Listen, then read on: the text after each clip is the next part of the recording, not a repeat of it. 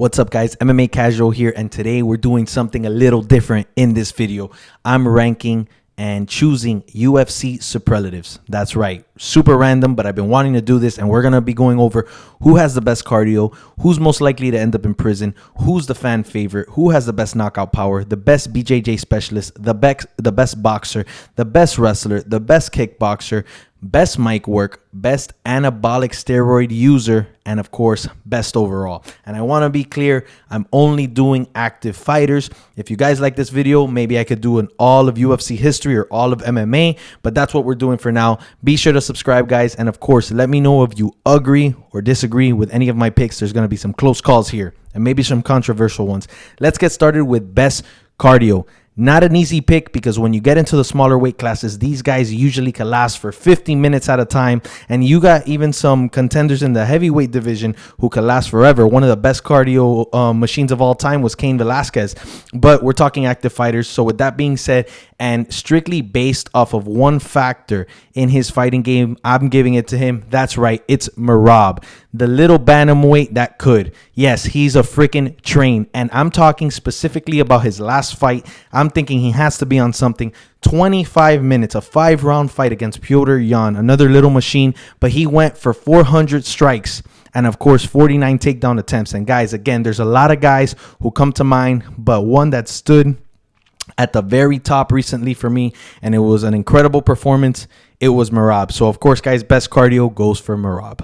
All right, next up, most likely to end up in prison. And boy, have we had guys end up in prison, but most likely and most popular, in my opinion, to end up in prison, who's an active fighter, I'm going Tony Ferguson. Yes, I think he's gotten hit in the head a little too hard. And unfortunately, we do have that call, that recording. I don't know if you've heard it from his wife calling the cops, warning them that the guy they're about to Baker Act, basically, is a UFC fighter. Tony Ferguson, I'm so sorry, but you are pretty crazy at times. And I think if there's someone to end up in prison for God knows what, it's going to be Tony Ferguson. Let me know what you think. I know that's controversial. I know his fans are diehard, but El Cucuy got some stuff going on. All right. Fan favorite. This one's tough because I think that you could think of who's your favorite fighter. There's a lot of things that come into play. Their mic work, how they are as a fighter, how long you've been watching them. You kind of gravitate towards guys who you've seen come up from nothing. And I think one of the more recent ones who's reached success recently and become champion, and he caters a lot to the younger generation. I'm going Sean O'Malley. Since this kid was in the Dana White Contender Series, since I saw videos of Snoop Dogg basically commentating him and screaming his name, I thought this kid was going to be a star. So did Dana White, and they've made sure to make him a star. But of course, his performances live up to his hype and the expectation. And recently, he knocked out Aljamain Sterling in the second round to become the UFC bantamweight champ. So for that, I think he's a fan favorite. I think he caters to a lot of different people. I think he needs to step up his mic work. But I do think that he's really popular, and he's on his way to being some sort of Conor McGregor. Nowhere near in the slightest, but somewhere near him. All right. I just said nowhere near, but somewhat of the slightest. I don't know what I meant by that. All right, best knockout power. And we are quick to go straight into the heavyweight division, and that's actually exactly what I did. Not saying that other guys in different divisions don't have knockout power, but it's safe to say the more muscle, the more weight you pack, the more knockout power you have. It does correlate. So when I was thinking of this, the first two guys that come off the bat, well, I think of guys like Mark Hunt in history, but then I think of guys like Tai Tuivasa, Derek Lewis that are active. Those guys are killers. And I was kind of debating between them two, but then I said, hey, there's a guy out there who knocked both of them out. And his name is Sergey Pavlovich. And that's actually who I'm giving this title to. Even though Derek Lewis has the most knockouts in UFC history, and he's proven time and time again that it just takes one shot, I think Sergey Pavlovich has proven the same thing. And the fact that he's gone into 2 slugfests with each of these guys and put them out in the first round, I'm giving it to Sergey Pavlovich. I think he's the next big thing and the next big power guy. So, yeah, right now active, Sergey Pavlovich, the best knockout power. Next up, the best Brazilian Jiu-Jitsu specialist, and there's a lot of guys in the UFC who's come in. You got to talk about Royce Gracie as an original one. A lot of Brazilians have come through the UFC, absolutely putting people to sleep and breaking arms and legs, but we got to give it to a guy who's been in the game, in the UFC, for over a decade. The most submission wins a previous lightweight champion, taking out some of the best by submission. When he gets knocked down and he's on his back, nobody wants to fight him. That's right, the best brilliant Brazilian Jiu-Jitsu specialist, Charles Oliveira, do Bronx, ladies and gentlemen. I think that is so easy to call. 16 submission wins in UFC history. He's been performing at an elite level. Nobody wants to, they'll knock him down and not want to mount him, do anything with him. You got to give it to him. So next up, we got the best boxer.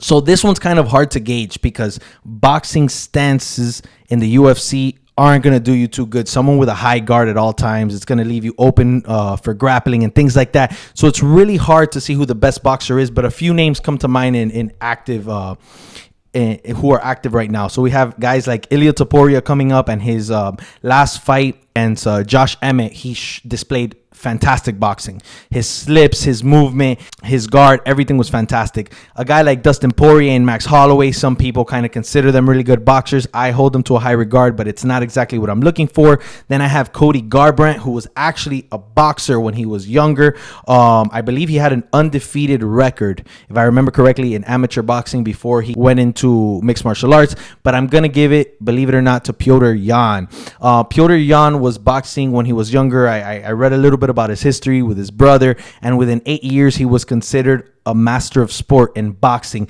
and you could tell it by his guard, and again his fantastic striking. His head movement is impeccable. I'm giving the best boxer in the UFC active roster, Petr Yan. So next up, we're talking best kickboxer, and yes, I'm leaning towards individuals who have kickboxing backgrounds and came into the UFC. And with that being said, I think this is a pretty easy selection, even though there's a few good contenders, but I have to give it to the guy who's beat debatably the best middleweight of all time to become champion, and who's beat him 3 times. Yes, I'm talking about Alex Pereira, who's beat Israel Adesanya now 3 times, twice in kickboxing and once in the UFC. He was a 2-time Glory champion and a middleweight UFC champion, and now he's going to fight for the light heavyweight championship in the UFC. You got to give it to Alex Pereira, and I think it's a no-brainer.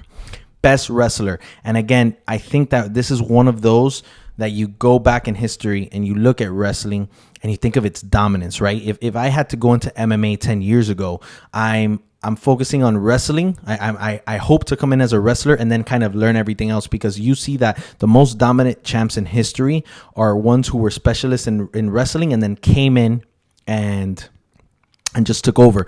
So, a few names come to mind. I got guys like Bo Nickel, Kobe Covington, Kamaru Usman, John Jones, Henry Cejudo, Hamzat Chimaev, those type of guys. When it's all said and done, it's so hard to gauge who's the best. And again, of all time as well.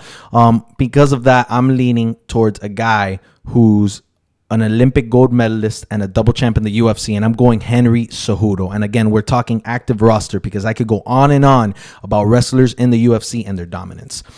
Next up, and I think this is an easy one, best mic work.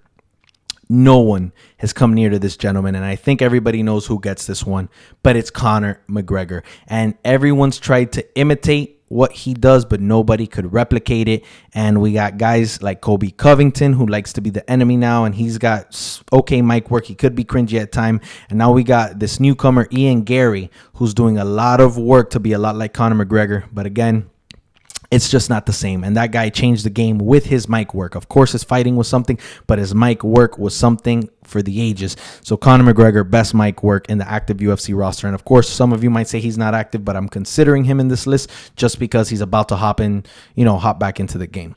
So next up is one that I was really excited to do, and one that I need to do with the overall UFC roster all time. Best anabolic steroid user. This is a lot of fun back in the day because Pride wouldn't test. And if you look at the behemoths back then, you got guys like Yoel Romero, Alistair Overeem, who, attributes his muscle mass to horse meat, Brock Lesnar, and countless other guys that I could mention. But I'm making a whole video on UFC and steroid use much later on. So I got to talk about Paulo Costa and guys like Joaquin Buckley, and we could attribute certain things to being an athlete for a long period of time, nutrition, genetics, but Paulo Costa claiming of the secret juice. I think there's an actual joke in there and a little bit of truth to it, but I think Paulo Costa has been on the secret sauce. And I just want to let you all know there's so many UFC fighters who are on some sort of anabolic steroid, and a lot of them are just for performance, and that's why they mask it. But yes, a lot of athletes are using drugs to enhance their performance, and it's always a shame that people's ignorance blocks them of that, but it is the reality of all professional sports. All right, so last but not least, I have best overall, and I'm considering DJ, even though he's at the 1. I have John Jones and Alexander Volkanovski. I think that's an easy trifecta there, and I don't think there's anyone else who comes close. And with them, I think they're really close margins. I'm going to eliminate Alexander Volkanovski off the bat. I think that he's fantastic overall. No one could best him in any particular area except sometimes in his grappling. I have seen that his submissions, he's gotten into submission trouble with like Islam Makhachev, Brian Ortega. Even though he slips away from them, he's the only one of the 3 who really sees himself in trouble. So with that, I'm taking him off. Again, very slim margins here, and I'm being as much of a critic and harsh critic. DJ and John Jones. So DJ and John Jones, I'm going to say they literally have the perfect games. I wish that DJ had a little more popularity, because I think if he was more of a fan favorite in the sport, he would get a lot more credit for what he's done. And in the cage, you have to give the guy the credit. He's the second best of all time, and it's, again, very slim margins. But overall, I think John Jones' dominance is something for the ages, and I think what really gives it to him is the guys he's fought in the past. He fought the best of the old age, the best of the new age, and he's beaten everyone, and it's hasn't even been close except for that debatable fight actually against Gustafsson and Reyes. But I mean, the guy could do it all, and I think he is literally built for the sport. His size, his wingspan, everything he does, he's just an animal. So ladies and gentlemen, let me know what you think about this video. Be honest. Let me know what you agree and disagree with, and of course subscribe. I have great content coming out, guys. I have an unboxing video of UFC cards coming up. That's going to be pretty cool. So stick around, guys. The MMA Casuals here for the long haul.